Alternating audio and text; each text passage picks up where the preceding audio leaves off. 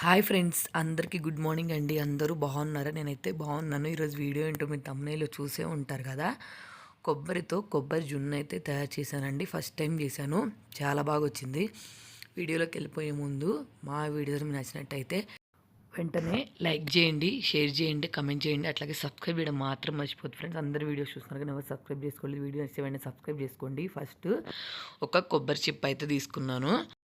చిప్ప నుంచి వేరు చేసేసి దాని వెనక బ్లాక్ కలర్ పార్ట్ ఉంటుంది కదా, అదైతే మొత్తం తీసాను. ఎందుకంటే బ్లాక్ కలర్ ఉంటే కొంచెం లైట్గా చేదు వస్తుంది. నెక్స్ట్ అలాగే మనకి జున్ను కూడా బ్లాక్ కలర్లో వస్తుంది అని చెప్పి నేనైతే వెనక పార్ట్ అంతా చెక్కు తీసేసి ఇట్లాగా చిన్న చిన్న పీస్ అయితే కట్ చేసుకున్నాను. ఇప్పుడు ఒక చిప్ ఉంది కదా, అటు ఇటు కాకుండా అవుతుంది అని చెప్పి నేనైతే ఈ కొబ్బరి జున్ను అయితే ట్రై చేశాను. అంటే ఇద్దరు చట్నీ చేద్దామంటే 4 మెంబర్స్ దానికి సరిపోదు, ఈ కొబ్బరి చిప్పని ఏం చేయాలి అని చెప్పి అనుకొని కొబ్బరి జున్ను అయితే ట్రై చేశాను. నేను ఫస్ట్ టైం చేశాను, చాలా బాగా వచ్చింది. ఇప్పుడు వీటన్నిటిని చిన్న చిన్న పీసెస్గా కట్ చేసుకొని పక్కన పెట్టుకోవాలి. చాలా సింపుల్ అండి, జస్ట్ ఒక 10 మినిట్స్లో అయిపోతుంది. లేకపోతే డిజర్ట్ లాగా పనిచేస్తుంది. స్వీట్ కన్నా కూడా డిజర్ట్ లాగా కూడా బాగుంటుంది టేస్ట్. ఖచ్చితంగా ట్రై చేయండి. ఇప్పుడు ఈ అన్ని పీసెస్ని కట్ చేసుకున్నాం కదా, వీటిని మిక్సీ జార్లో వేసేసుకొని మిక్సీ జార్లో వేసుకున్న తర్వాత ఒక్కసారి పలుకు పలుకుగా గ్రైండ్ చేసుకోవాలి. పలుకు పలుకుగా గ్రైండ్ అయిన తర్వాత నెక్స్ట్ 1 గ్లాస్ వాటర్ వేసుకొని బాగా మెత్తగా పేస్ట్ చేసుకొని కొబ్బరిలో నుంచి జ్యూస్ అయితే తీసుకోవాలి. అంటే కొబ్బరి పాలు అయితే తీసుకోవాలి. ఫస్ట్ ఇట్లా బరకగా వేసుకున్నాను. Next 1 glass. మీరు ఇంకా కొబ్బరి ఎక్కువగా ఉంటే ఎక్కువ క్వాంటిటీ వాటర్ అయితే యాడ్ చేసుకోండి. నెక్స్ట్ చూసారు కదా, ఇట్లాగ మొత్తం స్టైన్ చేసేసి ఇట్లాగా కొబ్బరి పాలు అయితే తీసుకున్నాను. నెక్స్ట్ ఈ కొబ్బరి పాలు పక్కన పెట్టేసి దీంట్లోకి స్వీట్నెస్ కోసం ఒక 3 టేబుల్ స్పూన్ షుగర్ యాడ్ చేసుకోండి. లేదు మాకు బెల్లం కావాలి అనుకుంటే మీరు బెల్లం అయినా యాడ్ చేసుకోవచ్చు, మన ఇష్టము. నేనైతే కొంచెమే యాడ్ చేశాను కాబట్టి షుగర్ యాడ్ చేశాను అందుకని. నెక్స్ట్ ఇది కరిగిపోవటానికి ఒక 1-2 టైమ్స్ ఇట్లా తిప్పేసామంటే షుగర్ కదా ఈజీగా కరిగిపోతుంది. నెక్స్ట్ ఇది కరిగిన తర్వాత నెక్స్ట్ కార్న్ఫ్లోర్ ఉంటుంది కదా, ఆ కార్న్ఫ్లోర్ అయితే తీసుకోవాలి. లేదు దీని ప్లేస్లో కార్న్ఫ్లోర్ మాకు ఇష్టం లేదు, దీని ప్లేస్లోకి బియ్యం పిండి అయినా యాడ్ చేసుకోవచ్చు, మన ఇష్టము.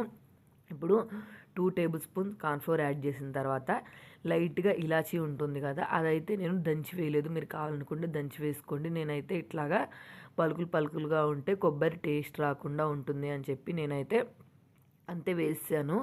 చూడండి, ఇప్పుడు ఈ కార్న్ఫ్లోరు, ఈ షుగరు, నెక్స్ట్ ఈ ఇలాచి మొత్తం మిక్స్ అయిపోయేటట్టు బాగా ఒక 4-5 టైమ్స్ మొత్తం మిక్స్ చేయాలి. అప్పుడే కార్న్ఫ్లోర్ బాగా కలుస్తుంది, లేకపోతే మొత్తం ఉండలు కట్టేస్తుంది పాలల్లో. అందుకని చెప్పి ఎక్కువసేపు ఇట్లా కలిపేసుకున్నాం అనుకోండి, మనకేం ప్రాబ్లం ఉండదు, ఉండలు కట్టదు. ఇదంతా బాగా మిక్స్ అయిపోయిన తర్వాత దీన్ని స్టవ్ మీద పెట్టుకోవాలి. అందుకని చెప్పి మనం ముందే ఇలా బాగా మిక్స్ చేసుకొని పెట్టుకున్నాం అనుకోండి సరిపోతుంది. లేకపోతే స్టవ్ మీద పెట్టిన తర్వాత ఉండలు కట్టేస్తుంది. చూసారు కదా, ఇట్లా మిక్స్ చేసుకొని దీన్ని పక్కన పెట్టుకోవాలి. తర్వాత స్టవ్ ఆన్ చేసుకొని స్టవ్ మీద పెట్టేసుకోవాలి. డైరెక్ట్గా స్టవ్ మీద పెట్టేసుకొని ఇది కొంచెం దగ్గరగా అయ్యేంత వరకు కుక్ చేసుకోవాలి. ఆల్రెడీ కార్న్ఫ్లోర్ వేసాం కదా, చాలా తొందరగానే కుక్ అయిపోతుంది. అంటే జస్ట్ ఒక 10 మినిట్స్లో మనకి స్వీట్ కానీ డిజర్ట్ కానీ రెడీ అయిపోతుంది. చూసారు కదా, ఇట్లా పొయ్యి మీద పెట్టిన దగ్గర నుంచి కార్న్ఫ్లోర్ చిన్న చిన్న పలుకులుగా దగ్గరికి వచ్చేస్తుంది అనమాట. ఇట్లాగా ఇది మొత్తం దగ్గరికి వచ్చి పేస్ట్ లాగా అయ్యేంత వరకు మనము మిక్స్ చేసుకుంటూ ఉండాలి. మాడకూడదు, అడుగు మాడిందంటే మాత్రం టేస్ట్ మారిపోతుంది, అలాగే స్మెల్ కూడా మారిపోతుంది. అందుకని చెప్పి టేస్ట్ మారకూడదు, మాడిపోకూడదు. స్టవ్ దగ్గరే ఉండి మిక్స్ చేసుకుంటూ ఉండాలి. చూసారు కదా, జస్ట్ 1-3 మినిట్స్కే ఇట్లాగా చిక్కగా అయిపోతుంది. చిక్కగా అయిపోయినా కానీ ఇది మనం ఇంకొంచెం గట్టిపడేంత వరకు ఉంచుకోవాలి. ఎందుకంటే కొబ్బరి జున్నులాగా రావాలి కదా, అందుకని మనం ఫ్రిడ్జ్లో పెట్టినప్పుడు ఇది కరెక్ట్ కన్సిస్టెన్సీ ఉంటేనే జున్నులాగా వస్తుంది. లేకపోతే మనకి స్వీట్ నార్మల్గా కేసరి ఎట్లా ఉంటుంది అట్లా వచ్చేస్తుంది అనమాట. అందుకని చెప్పి ఇది దగ్గరికి వచ్చిన తర్వాత కూడా ఇంకొంచెం దగ్గరికి వచ్చేంత వరకు బాగా మిక్స్ చేసుకుంటూనే ఉండాలి, మాడిపోకుండా.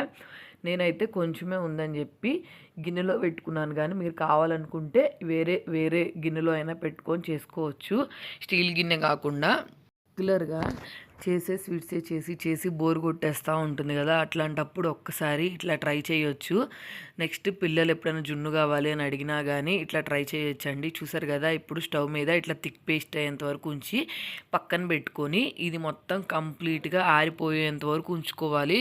దీన్ని తీసుకెళ్ళి ఇట్లా ఫ్రిడ్జ్లో పెట్టామంటే మాత్రం ఇబ్బంది అవుతుంది. అందుకని చెప్పి చూడండి, తీసుకుంది మనం చల్లారిపోయిన తర్వాత ఒక బౌల్ కానీ లేకపోతే చిన్న చిన్న గిన్నెలు ఉంటే గిన్నెల్లో కానీ లేకపోతే ఏదైనా గాజు గ్లాస్ ఉంటే కానీ దాంట్లో కానీ ఇట్లాగా మొత్తం మనం తీసుకున్న క్వాంటిటీ అంతా పెట్టేసుకొని దీన్ని ఫ్రిడ్జ్లో పెట్టుకోవాలి. నేనైతే 2 చిన్న బౌల్స్ అయితే తీసుకున్నాను. ఎందుకంటే ఇట్లా ఫ్రిడ్జ్లో పెట్టుకోవడానికి కూడా కన్వీనియంట్గా ఉంటుంది, తొందరగా ఊడొచ్చేస్తుంది అని చెప్పి. మీరు ప్లాస్టిక్ వాటి ఉంటాయి కదా, వాటిలో పెట్టుకున్నా కానీ ఆటోమేటిక్గా అది ఊడొచ్చేస్తుంది. చూసారు కదా, ఇట్లాగా మొత్తం నిండా నింపేసుకొని నీట్గా అరేంజ్ చేసుకోవాలి. దీంట్లో మీరు కావాలనుకుంటే డ్రై ఫ్రూట్స్ కూడా యాడ్ చేసుకోవచ్చు. నేనైతే యాడ్ చేయలేదు, కానీ మీరు కావాలనుకుంటే డ్రై ఫ్రూట్స్ కూడా యాడ్ చేసుకోవచ్చు. ఇట్లాగా మొత్తం సర్వ్ చేసేసుకొని ఒకసారి గంటతో నార్మల్గా ఇట్లా అనుకోవాలి నీట్గా, అప్పుడు బాగా వస్తుంది. చూడండి, ఇట్లా అనుకోవాలి. దీన్ని తీసుకెళ్ళి ఇప్పుడు కంప్లీట్గా ఫ్రిడ్జ్లో పెట్టేయాలి. నార్మల్గా డీప్ ఫ్రిడ్జ్లో అవసరం లేదు, మామూలు ఫ్రిడ్జ్లో ఒక 1 అవర్ పెట్టామంటే చాలు. నేనైతే 1 అవర్ పెట్టాను ఎగ్జాక్ట్గా. చూడండి, ఇట్లాగా ఆటోమేటిక్గా అదే ఊడొచ్చేస్తుంది. చాలా బాగుంది టేస్ట్ అయితే మాత్రం. ఫస్ట్ టైం ట్రై చేసినా కానీ ఫ్లాప్ అవ్వకుండా చాలా బాగా వచ్చింది. చూసారు కదా, ఇట్లాగా వచ్చేస్తుంది. పిల్లలు కానీ పెద్దవాళ్ళు కానీ రెగ్యులర్గా తినే స్వీట్స్ తినకుండా ఉన్నప్పుడు ఇట్లా ట్రై చేయొచ్చు.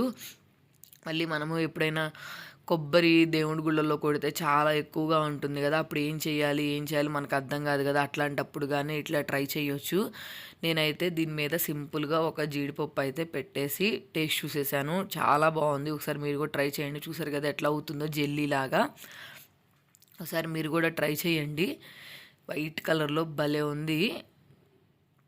మీరు కొబ్బరి స్మెల్ రాకుండా ఉండటానికి యాలుక్కాయల పొడి కానీ వెనిలా ఎసెన్స్ కానీ యాడ్ చేసుకోవచ్చు. నేనైతే యాలుక్కాయల పొడి యాడ్ చేశాను. టేస్ట్ అయితే తింటుంటే ఇంకా తినాలనిపించింది. అది కాక మీరు కావాలనుకుంటే డైరెక్ట్గా తినేసేయచ్చు, లేదు అనుకుంటే ఫ్రిడ్జ్లో పెట్టుకొని తినండి. నేనైతే ఫ్రిడ్జ్లో పెట్టుకుంటేనే ఇట్లా పర్ఫెక్ట్గా వచ్చింది. వీడియో అయితే మీ అందరికి నచ్చింది అనుకుంటున్నాను. వీడియో నచ్చితే వెంటనే సబ్స్క్రైబ్ చేయండి, లైక్ చేయండి, షేర్ చేయండి, కమెంట్ చేయడం మాత్రం మర్చిపోవద్దు. అందరు వీడియోస్ చూస్తున్నారు కానీ